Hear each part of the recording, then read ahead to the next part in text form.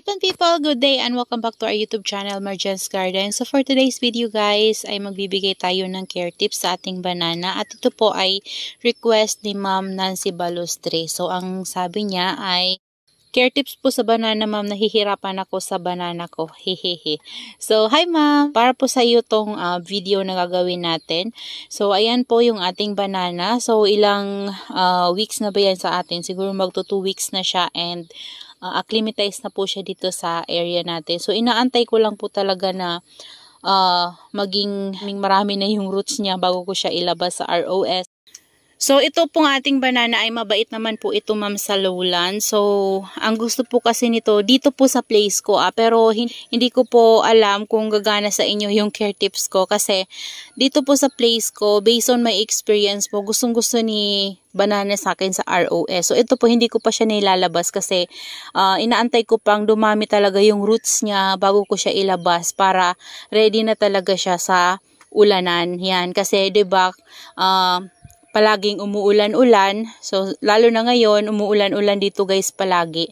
So, dapat kapag nilabas ko siya ay ready na talaga siya sa ROS kasi makakatanggap siya doon ng maraming tubig. Yan, hindi siya matutuyuan kapag sige-sige lang ang ulan. So, ang mabibigay ko lang nito sa iyo ma'am na care tips ay simple lang naman po. Gusto niya po yung full sun. Sun requirements po niya ay full sun. So, gustong-gusto niya talaga yung full sun para ma-achieve niyo po yung ganyan na color. So, ito, simula nung mabili natin, may ganyan na talaga siya at hanggang ngayon hindi pa rin po siya nagbabago. So, nandito po kasi siya, dito, banda, nakakatanggap siya dito ng morning sun hanggang tanghali. And then, kapag tanghali, naglalagay po tayo ng net. Kagaya niyan. Pero ngayon guys, kanina mainit tapos ngayon umulan. Ayan, kaya naman, hindi ko pa siya nilalabas sa ROS kasi paulan-ulan po dito. So, hindi pa siya ready para sa ROS kasi hindi pa madami yung roots niya.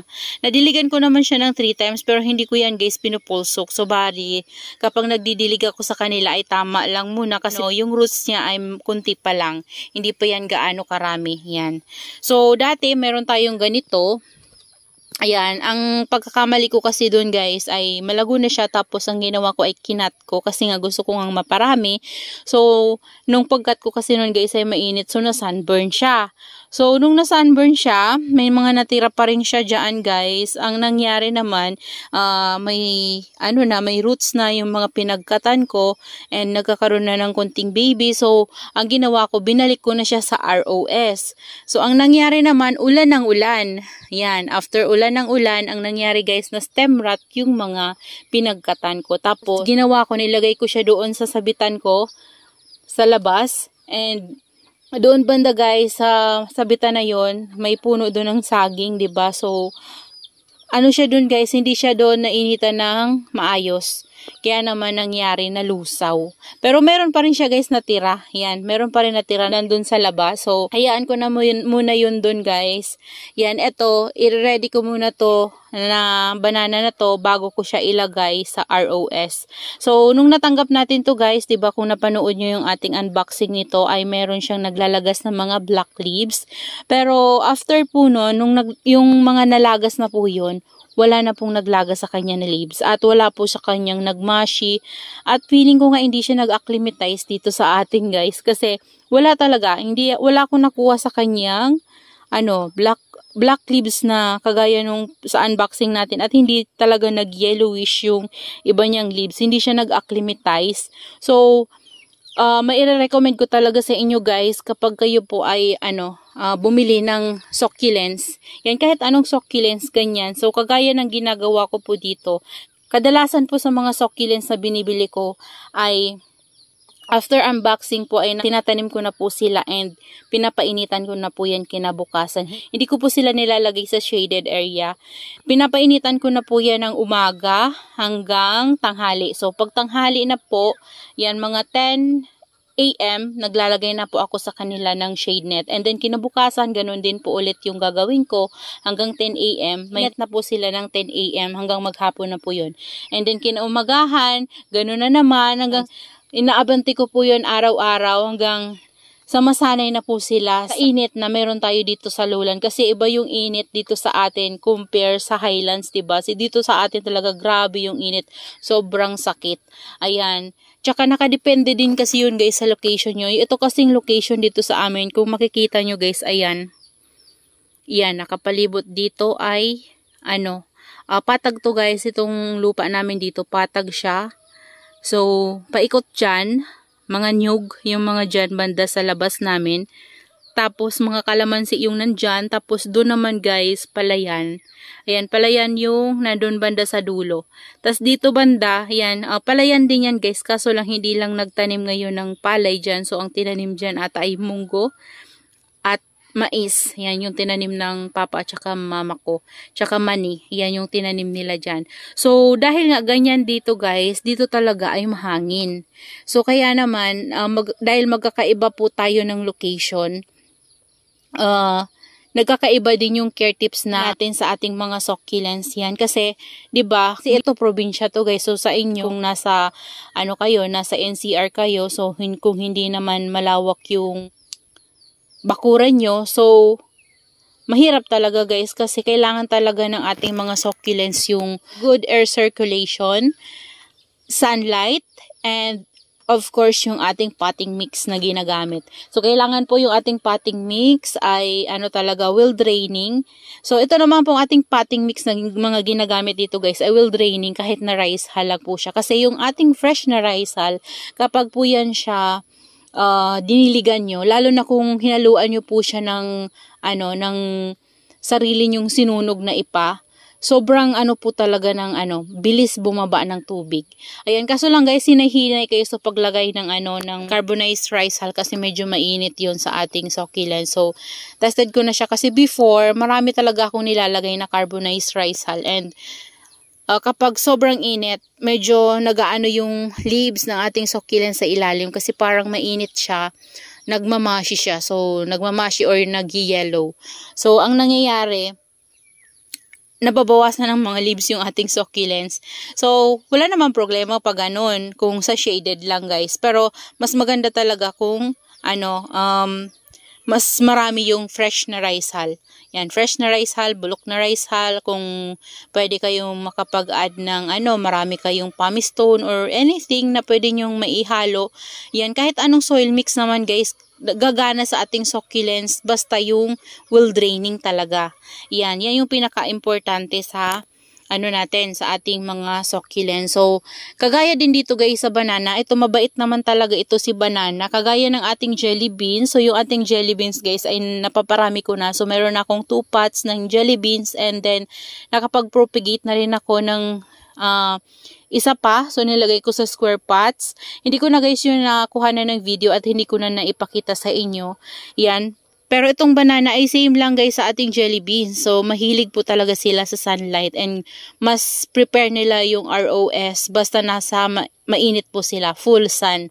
Yun lang po yung importante sa ating mga jelly beans and mahangin din sa area na paglalagyan nyo. Yun lang naman guys, kahit anong succulents naman yung natin, kailangan talaga nila yung good air circulation. Mabubuhay nyo sila guys and sunlight.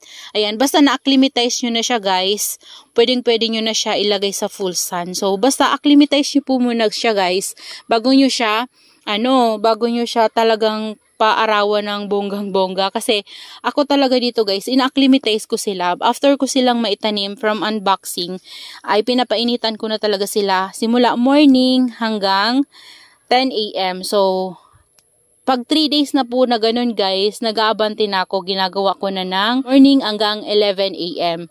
So, kapag 11 AM na po, naglalagay na ako ng net noon. So, susunod naman na araw, ginagawa ko naman morning sun, tapos hanggang 12 na po yun ng tanghali. So, kapag 12 na ng tanghali, maglalagay na ako ng net. So, doon na yung routine ko guys. Morning sun hanggang 12 o'clock na po yung sunlight na marireceive nila. Ganun po na-acclimatize sila. Hindi po sila nag-iinarte kapag ganun guys. Sa akin hindi ko alam kung mag-work sa inyo. Pero sa akin po ganun. Walang na sunburn dito guys, oh. sa mga bago natin na mga succulents. Pati ito guys, yan, nililipat-lipat ko lang to.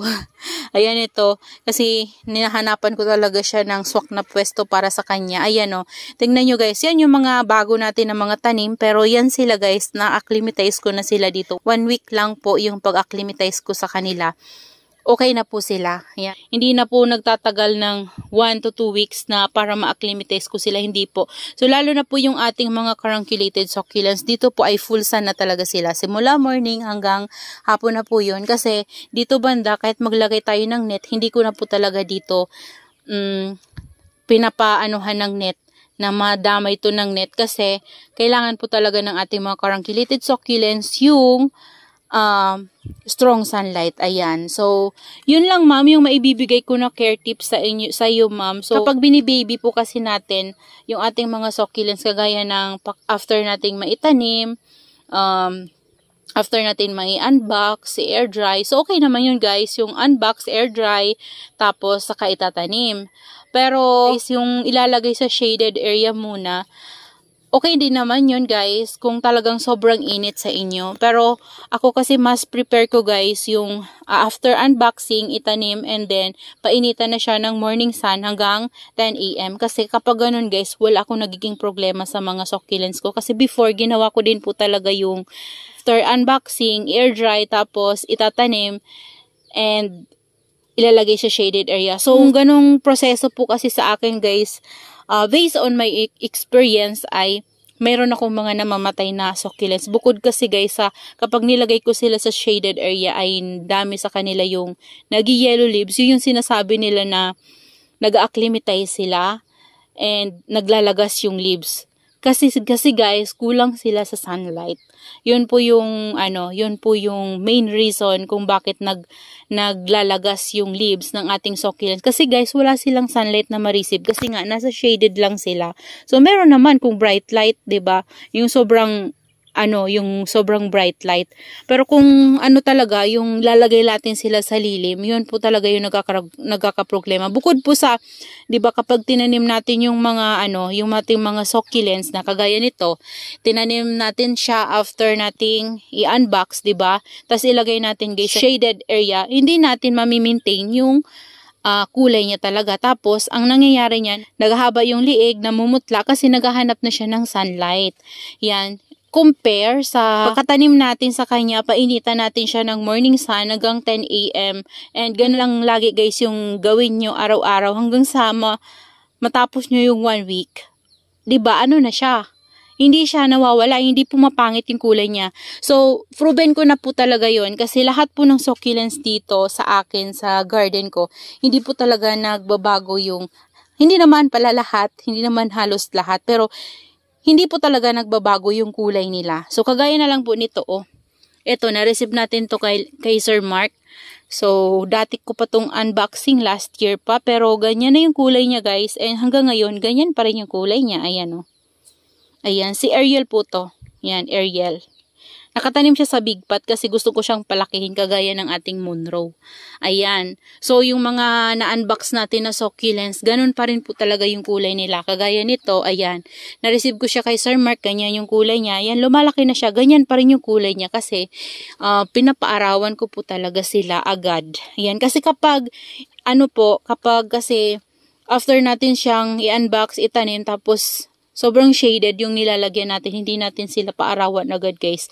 Namumutla talaga sila. So, pumapangit yung ating succulents. Ayan, kagaya niyan. Ito na-receive natin to kay Sir Mark ng, hindi pa nga ganito guys, sobra kakulay yung dahon nito. Pero ngayon, tingnan nyo, sobrang bigat nito guys. So, kasi ang laki na talaga niya ngayon. Ayan Yan yung growth na binigay niya sa akin ngayon. Yan, so, ayan guys, yan, nagbibigay lang po ako sa inyo guys ng example, kasi, yan, si Banana talaga yung bibigyan natin ng care tips, pero, nagbibigay lang po talaga ako sa inyo ng example, kasi, para mas maintindihan nyo po ako yun. Kagaya nito guys, ayan free lang to sa akin ni Ma'am Jen, and ngayon, tingnan nyo guys, makulay pa rin siya, ayan.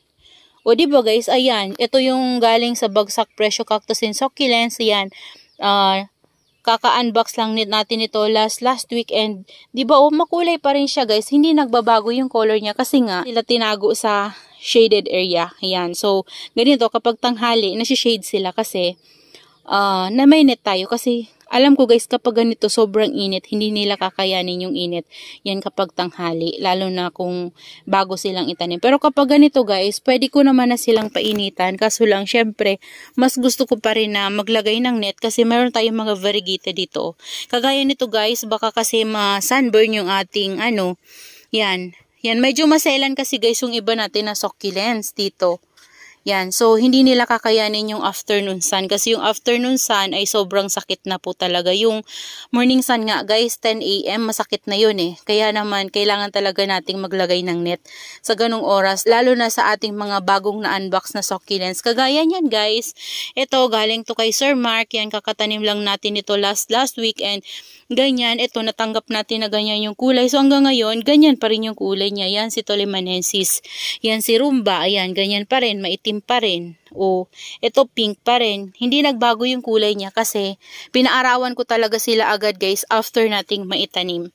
So, ayan, yun lang guys yung ma-share ko sa inyo. Ito nga guys, ayan pinainitan ko na siya. Full sun na to dito guys, Yan, so kakatanim lang natin ito. So, kasama nito si, Rumba. Yung pinakita ko sa inyo kanina. Yan, kasama nito. So, na-acclimatize ko na to guys. So, nilagay ko na siya dito sa taas na to. Yan. Nilipat ko siya dito. Nilipat ko siya.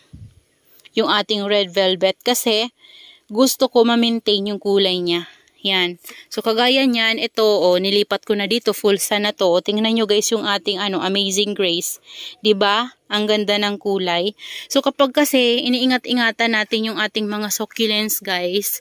Yan, shaded natin. Yun yung nangyayari. Nagmamashi talaga kasi kulang talaga sila sa sunlight. Ayan. So, yun lang naman yung importante sa ating mga succulents, guys. Yung init, yung magandang flow ng, hangin and yung pating mix natin. Yan. So, ayan guys. Ayan. So, yun lang ma'am yung maibibigay ko po na care tips. So, nagbigay lang po ako ng mga halimbawa sa ating ibang mga succulents. So, kagaya nito, hindi nagbago yung color niya. After natin siyang mairipat kasi pinainitan ko na po talaga siya. And hindi talaga siya guys nagtanggal na ng leaves sa akin. Simula nang maitanim natin kasi pinaarawan ko po sila. Kasi guys, kapag na tinatago-tago talaga natin or nilalagay natin siya sa hindi naiinitan, a-acclimatize siya, pero naglalagas po yung leaves niya kasi kulang sa sunlight. Ayan. So, yun lang ma'am yung maibibigay kong care tips sa ating banana. That's all for today's video. Yan, I hope you enjoy watching and see you on my next vlog. Happy gardening everyone. Bye-bye.